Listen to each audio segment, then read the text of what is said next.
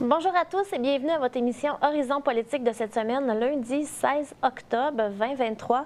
Alors écoutez, aujourd'hui, professeur Chossudovski revient sur un sujet des plus inquiétants.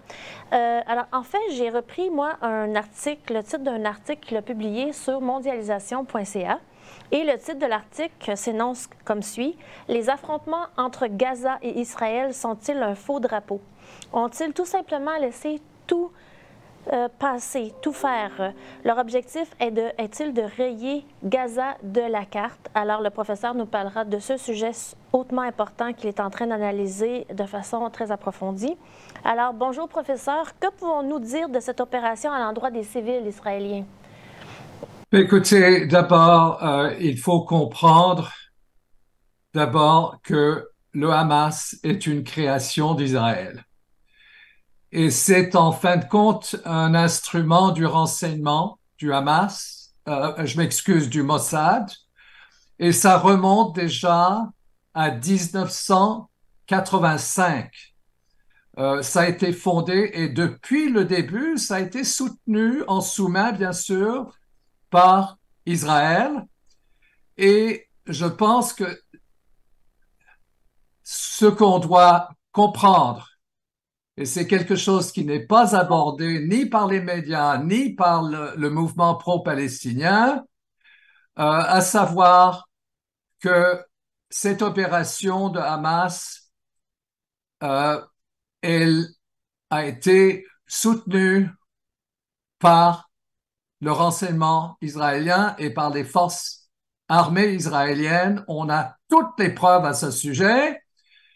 Et d'ailleurs, il y a eu des témoignages de la part de membres des forces armées de haut niveau en disant c'est impossible qu'ils aient pu faire sortir de Gaza avec des tracteurs et des milliers de civils, etc. Gaza est contrôlé par Israël et on les a laissés sortir.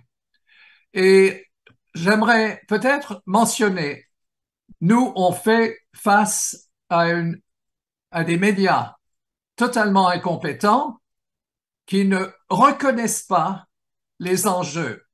Par contre, la presse israélienne dévoile de manière très précise la complicité du gouvernement de Netanyahou.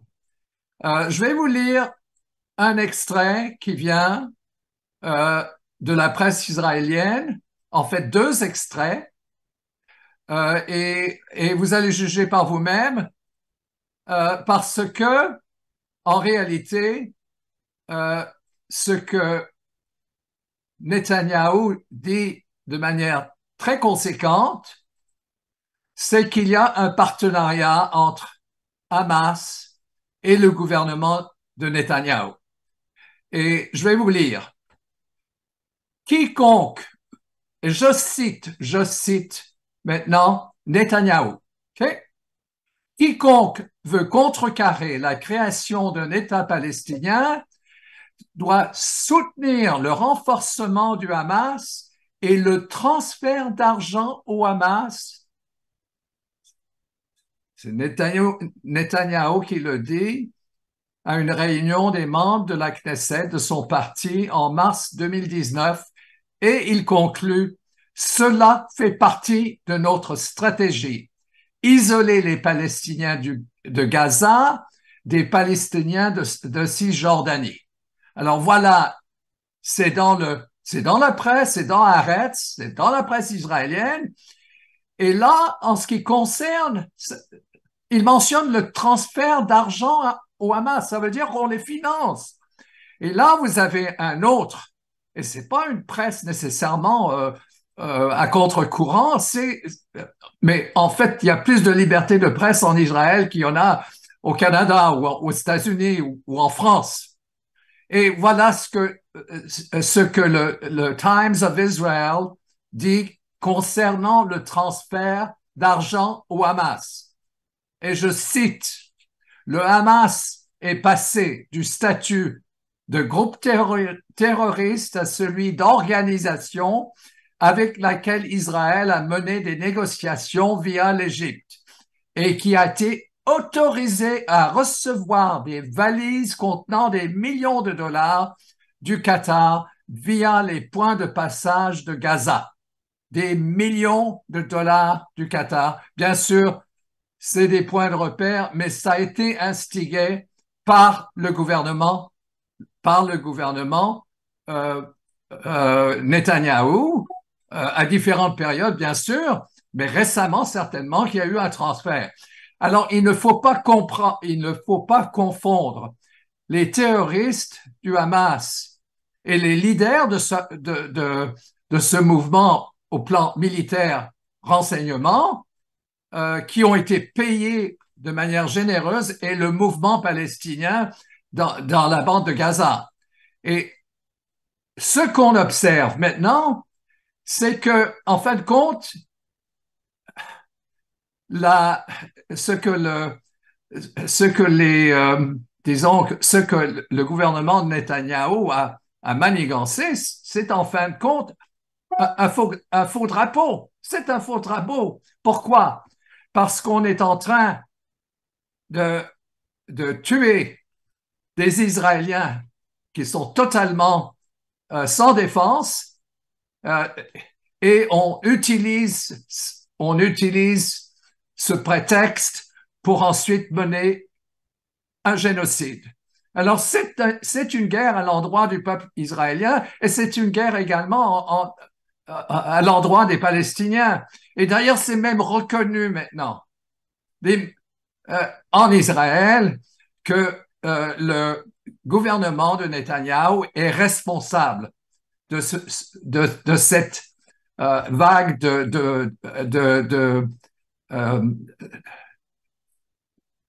cette vague à l'endroit de civils israéliens et on l'a amplement documenté. Ceux qui ne sont pas vraiment, qui doutent de ça, peuvent consulter de nombreux documents. Et c'est des documents aussi qui nous émanent de sources israéliennes. Alors, quand pouvons-nous, en fait, en conclure avec les services de renseignement en Israël? Parce que, en fait, qu'ils n'aient pas protégé autant les frontières ou le ciel, c'est pas normal parce qu'il y a plein de mécanismes de contrôle de ces frontières là-bas. Non, absolument. Ils ont laissé passer des milliers de soldats et de civils avec leur équipement, leurs armes et tout. Ils ont ouvert les frontières. Et ça fait des années que ces frontières sont fermées. Okay? C'est une prison. C'est une prison. On ne s'échappe pas de Gaza. Alors, et on a énormément d'informations à ce sujet. J'ai les témoignages d'un général à la retraite qui était responsable du commandement d'un secteur ce barrage. Hein. C'est un mur. Et il dit c'est impossible. Ce qui s'est passé, et il se pose la question, comment se fait-il que les militaires israéliens, le IDF, aient laissé sortir des milliers de terroristes et également des civils qui ensuite ont mené des actions contre les civils israéliens. En quelque sorte, Netanyahou est responsable à ce titre. On ne peut pas arriver à d'autres conclusions.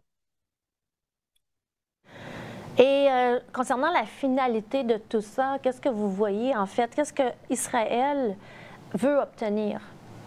Écoutez, ce que je veux dire, c'est que les preuves et les témoignages qui émanent de différentes personnalités, mais également des membres des cadres militaires et du renseignement, suggèrent, et je vous ai lu l'extrait de la presse israélienne, que le gouvernement Netanyahou d'abord était au courant des actions du Hamas qui ont entraîné la mort de centaines d'Israéliens et de Palestiniens.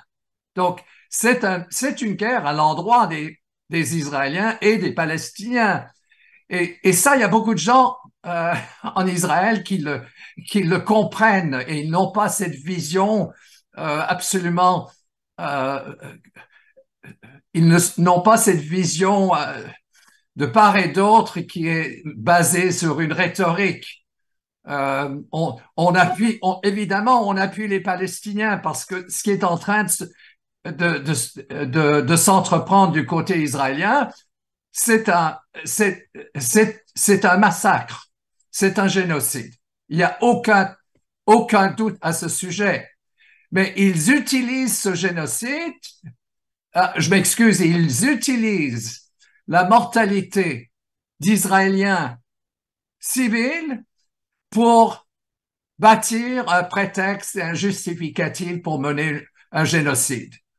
Et en quelque sorte, comme je suis en contact également avec certains de nos auteurs, dont un ancien de la CIA, c'est un de nos collaborateurs, et il le dit carrément.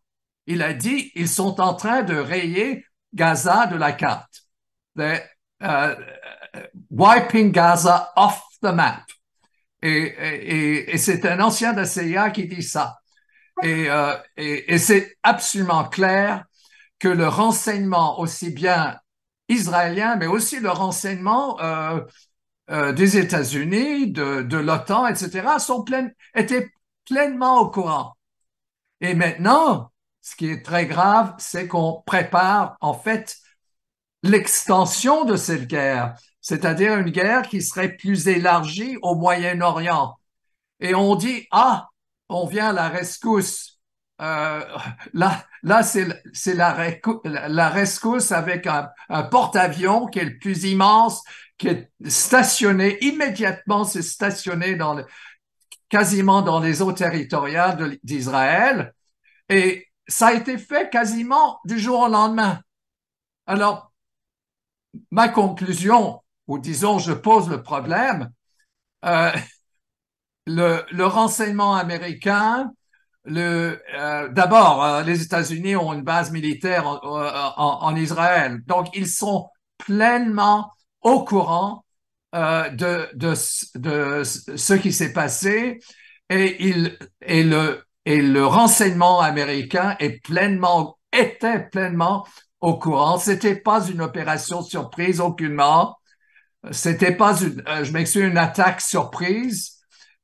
Et en fin de compte, il faut aussi comprendre la relation entre le Mossad et le Hamas, qui, comme je l'ai mentionné, qui remonte en 1987. Maintenant, la question qui est très grave en ce moment, c'est que c'est pas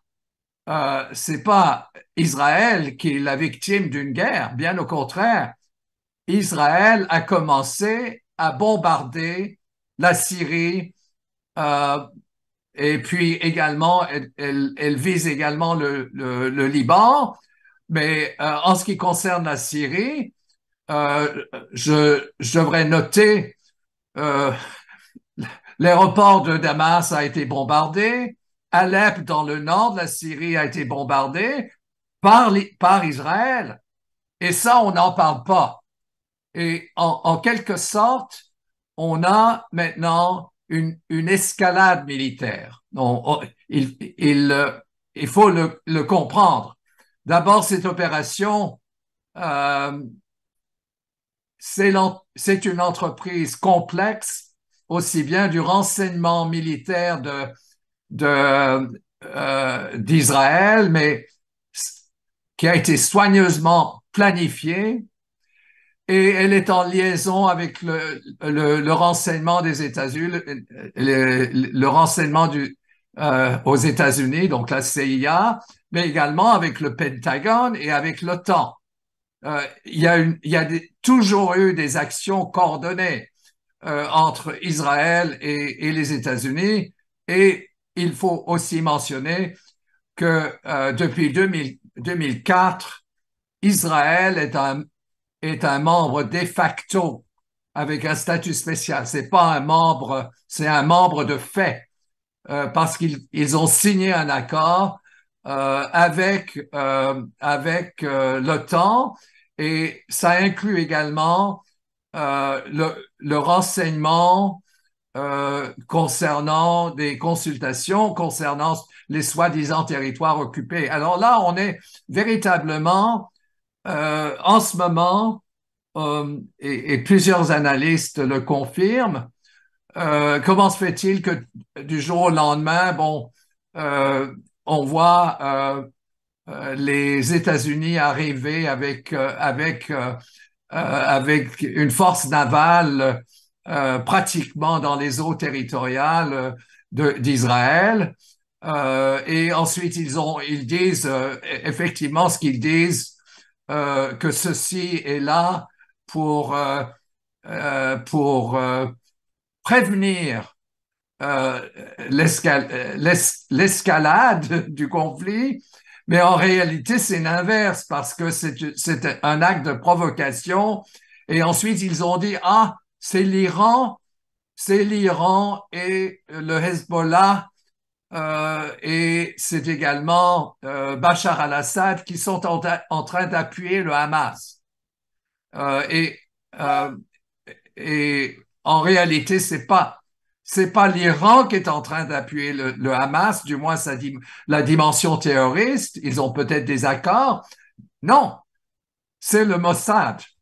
C'est le Mossad et c'est une trahison en ce qui concerne les forces armées d'Israël, qui ont laissé sortir les terroristes et également des civils de Gaza, qui a été fermé de manière absolument catégorique là, depuis de nombreuses années.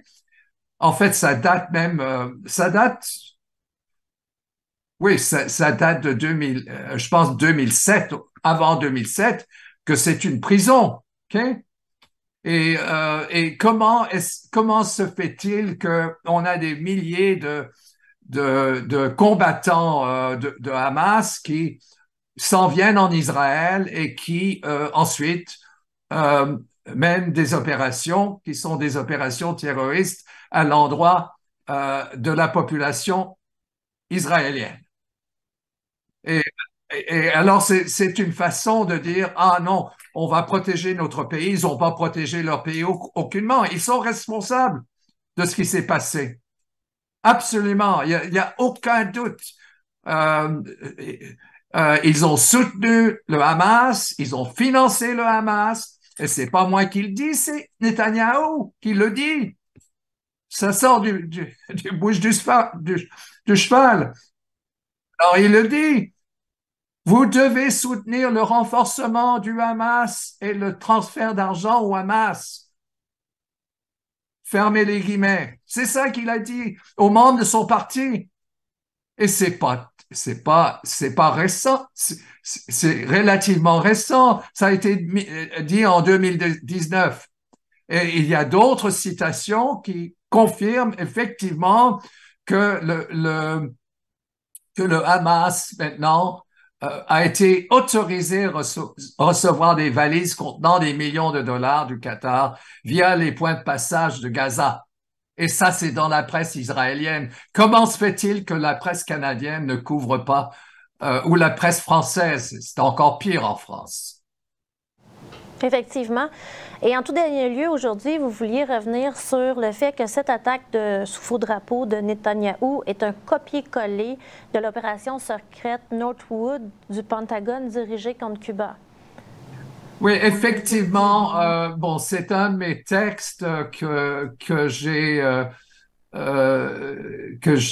j'avais initialement envisagé il y a plusieurs années en arrière, mais je l'ai, je l'ai remis parce qu'il est pertinent, parce que en 1962, parce que c'est un document, d'abord, c'est un document secret qui a été déclassifié. Okay? Alors, on doit comprendre que c'était en quelque sorte une opération, c'est une opération qui était préparée à l'endroit de la de Cuba à l'époque. Ce que je dis que c'est très semblable. Ça ne veut pas dire que c'est identique, mais le raisonnement le raisonnement est en quelque sorte, euh, il est très semblable parce que voilà ce qui se passe, c'est que euh, donnez-moi juste une seconde, je vais sortir le document pour que je puisse le citer. Euh, euh, il s'agissait, ce que j'ai mentionné, c'est que ce faux drapeau de Netanyahou est une copie-collée de ce qu'on avait appelé l'opération Northwoods.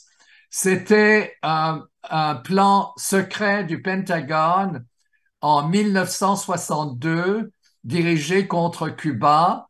Ça a été formulé par le commandement supérieur des forces armées des États-Unis.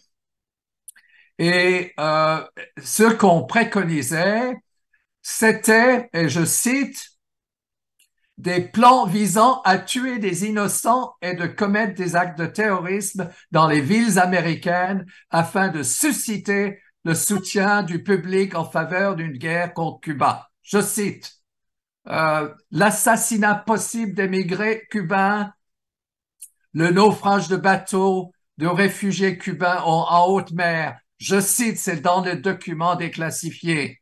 Alors, qu'est-ce que ça signifiait? C'est qu'en fin de compte, on voulait créer. Alors là, on dit les listes de victimes dans les journaux américains provoqueraient une vague d'indignation nationale.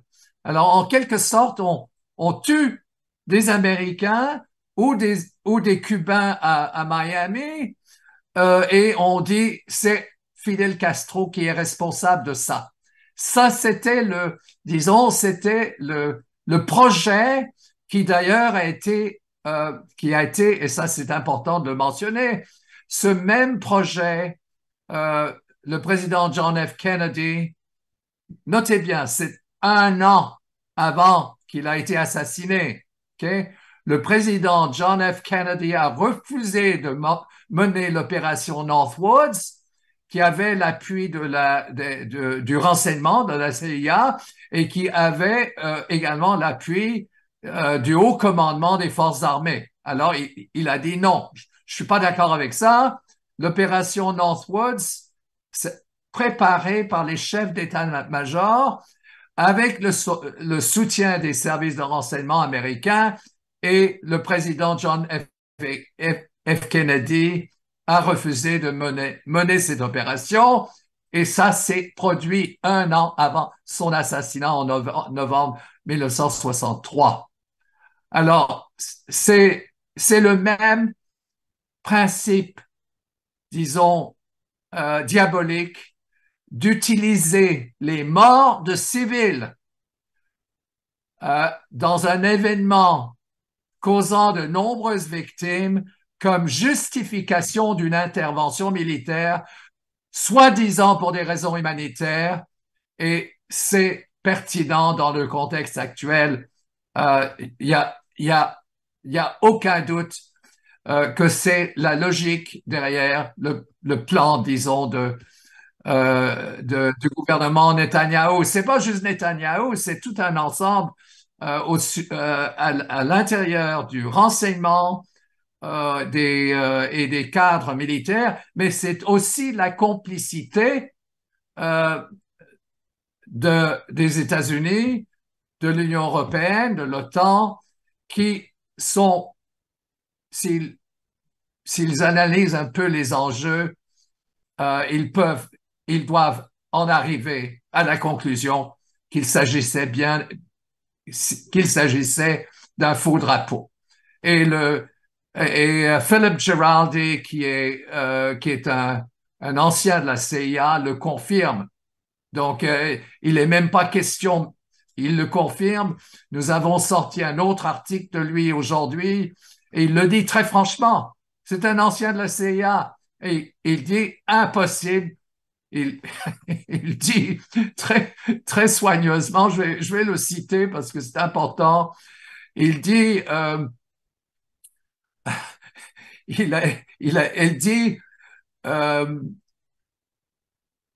attendez un instant, il m'est impossible de croire qu'Israël ne disposait pas de plusieurs informateurs à l'intérieur de Gaza, ainsi que de dispositifs d'écoute électronique tout au long du mur frontalier qui auraient capté les mouvements de groupes et de véhicules.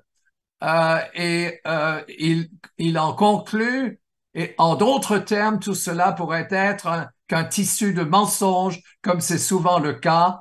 Et il dit aussi, Joe Biden s'apprête à envoyer quelques milliards de dollars au pauvre petit Israël pour financer sa défense.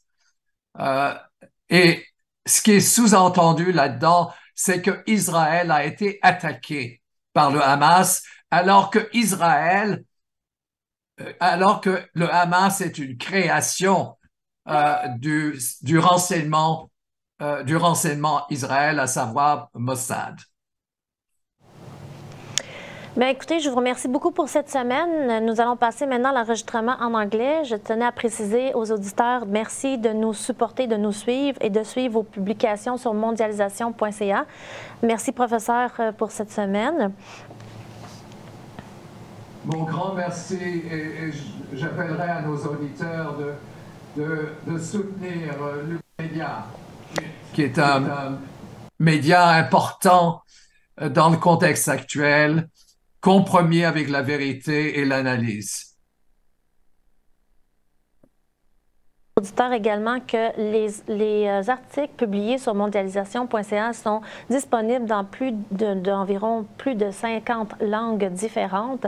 Alors, je vous encourage à partager ces informations à vos parents, vos amis, vos amis qui sont également dans des pays étrangers, parce que cette analyse, elle est profonde, elle est offerte par le professeur à chaque semaine sur les questions politiques, et merci d'être avec nous.